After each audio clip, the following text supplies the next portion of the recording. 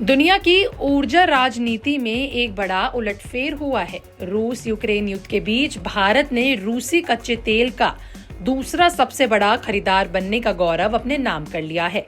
चीन पहले नंबर पर और वहीं तुर्की तीसरे नंबर पर है, जबकि अमेरिका और यूरोपीय संघ जैसे पश्चिमी देश पीछे छूट गए हैं। ये उलटफेर न सिर्फ भारत की ऊर्जा सुरक्षा को मजबूत कर रहा है, बल्कि पश्चिमी देशों में भी चुभ रहा है। आज हम इसी खबर की पूरी डिटेल को सरल भाषा में समझेंगे, ताकि आप जान सके कि हमारे देश के लिए कितना महत्वपूर्ण कदम है और आगे इसका भारत पर क्या असर हो सकता है। चलिए सबसे पहले आंकड़ों पर नजर डाल लेते हैं। अक्टूबर महीने में भारत ने रूस से कच्चे तेल के आयात पर $2.5 बिलियन यानी करीबन 21,000 करोड़ रुपए खर्च किए। ये कुल फॉसिल फ्यूल इंपोर्ट का बड़ा हिस्सा है, जो $3.1 बिलियन रहा। इसी तरह चीन ने रूसी कच्चे तेल पर $3.7 बिलियन खर्च किए, जबकि उनके कुल फॉसिल फ्यूल आयात $5.8 बिलियन के थे। तुर्की ने रूस से फॉसिल फ्यूल पर $2.7 बिलियन खर्च किए, जिसमें आधा हिस्सा डीजल जैसे तेल उत्पादों का था। इसके अलावा तुर्की ने पाइपलाइन गैस पर $929 बिलियन और कच्चे तेल पर $570 मिलियन के करीबन खर्च किए। यूरोपीय संघ अब चौथे स्थान पर खिसक गया, जहां उसके फॉसिल फ्यूल का आयात सिर्फ $1.1 बिलियन रहा। इनमें एलएनजी और पाइपलाइन गैस पर $824 बिलियन, जबकि कच्चे तेल पर महज $311 मिलियन है। दक्षिण कोरिया 5वें नंबर पर है, जहां कोयल का हिस्सा 53% रहा, जो $215 मिलियन का था। भारत ने रूस से सिर्फ तेल ही नहीं लिया, बल्कि कोयला भी खरीदा। अक्टूबर के महीने में रूसी कोयले पर $351 मिलियन खर्च हुए, जबकि तेल उत्पादों पर $222 मिलियन। ये आंकड़े दिखाते हैं कि युद्ध के बावजूद भारत ने अपनी ऊर्जा जरूरत को पूरा करने के लिए रूस पर ही भरोसा बढ़ाया है। याद रहे, युद्ध शुरू होने के बाद पश्चिमी देशों ने रूस पर सख्त प्रतिबंध लगाए थे, जिससे यूरोप और अमेरिका ने रूसी तेल गैस से दूरी बना ली। लेकिन भारत और चीन जैसे देशों ने सख्त दामों पर रूसी तेल खरीदना जारी रखा। अब समझते हैं कि बदलाव क्यों हुआ। तो देखिए, रूस यूक्रेन युद्ध ने वैश्विक ऊर्जा बाजार को हिला दिया। रूस ने यूक्रेन पर हमला किया तो अमेरिका और यूरोपियन संघ ने रूस को अलग थकल करने के लिए तेल, गैस और कोयले पर प्रतिबंध लगा दिए। लेकिन रूस को अपनी कमाई के लिए नया बाजार चाहिए थे। यहाँ भारत और चीन ने मौका देखा और भारत के लिए ये फायदेमंद रहा, क्योंकि रूसी तेल सस्ता मिला, कभी कभी $20-30 प्रति बैरल कम। इससे भारत की प्रमुख तेल कंपनियां जैसे रिलायंस और आईओसी ने बड़े ऑर्डर लिए।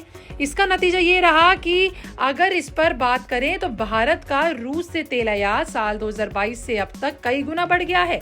अक्टूबर में भारत 1.8 मिलियन बैरल प्रतिदिन तेल इंपोर्ट कर रहा था, जो कुल आयात का 40% से ज्यादा है। पश्चिमी देशों को ये क्यों चुभ रहा है? अगर इस पर बात करें तो अमेरिका और यूरोपीय संघ का कहना है कि भारत और चीन की ये खरीदारी रूस को युद्ध की मशीन चलाने के लिए पैसे दे रही है, यानी हमारा पैसा रूस के हथियारों और सेना तक पहुंच रहा है।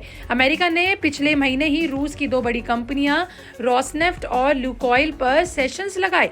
इन कंपनियों ने भारत और चीन को भारी मात्रा में तेल दिया है। यूरोपीय संघ अब रूस से तेल आयात पर लगभग निर्भर नहीं रहा है, लेकिन ये भारत पर दबाव डाल रहे हैं कि खरीदारी कम करे। अमेरिकी विदेशी मंत्री ने कहा था कि भारत को रूसी तेल से दूर रहना चाहिए, लेकिन भारत का स्टैंडर्ड साफ है कि अपनी ऊर्जा जरूरतों को पूरा करना, और ये कोई राजनीतिक कदम नहीं बल्कि भारत के लोगों के हित के लिए उठाया गया कदम माना जा रहा है। ये खरीदारी भारत के लिए क्यों फायदेमंद है, आइए ये बताते हैं। तो देखिए, सबसे बड़ा लाभ है ऊर्जा सुरक्षा का। भारत दुनिया का तीसरा सबसे बड़ा तेल खपत का देश है, लेकिन अब अपना 85% तेल इंपोर्ट करते हैं। रूसी तेल सस्ता होने से पेट्रोल डीजल के दाम कंट्रोल में रहे हैं। अगर रूस से तेल ना लिया गया होता तो तेल के दाम आसमान छूते। इसके अलावा हमारी अर्थव्यवस्था को सपोर्ट मिलता है। तेल रिफाइनरिंग फुल कैपेसिटी पर चल रही हैं, लेकिन चुनौतियां ये भी हैं कि सेशन ने अगर सप्लाई रोकी तो कीमतें बढ़ सकती हैं। अब भविष्य में क्या हो सकता है? तो देखिए, अमेरिकी सेशन का असर दिसंबर के आयात डेटा पर दिखेगा। अगर रोसनेफ्ट और ल्यूकोइल पर प्रतिबंध सख्त हुए तो भारत को मध्य पूर्व या फिर अमेरिका से महंगे तेल पर निर्भर होना पड़ेगा। लेकिन भारत सरकार का प्लान है कि रिन्यूएबल एनर्जी पर फोकस बढ़ाए ताकि तेल आयात कम हो। चीन अभी भी रूसी कोयले का सबसे बड़ा खरीदार है, लेकिन भारत भी कोयला आयात बढ़ा रहा है। कुल मिलाकर देखें तो ये युद्ध हमें सिखा रहा है कि ऊर्जा में आत्मनिर्भरता कितनी जरूरी है।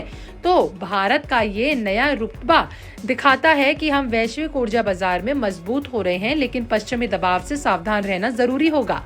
तो ये थी हाल फिलहाल की खबर कि क्यों हम दूसरे नंबर पर मौजूद हैं कच्चे तेल आयात को लेकर, लेकिन फिर भी 1 दिसंबर के बाद चीजें पलट सकती हैं। अब ये तो आने वाला वक्त ही बताएगा कि हम रूसी तेल पर ही निर्भर रहेंगे या फिर आने वाले वक्त में सऊदी अरेबिया या फिर अमेरिका जैसे देशों पर निर्भर होंगे। देखते हैं इस पर क्या होने वाला है अगली हमारी रिपोर्ट में, लेकिन तब तक के लिए हमारे चैनल बिस्तों को सब्सक्राइब करना बिल्कुल ना भूलें।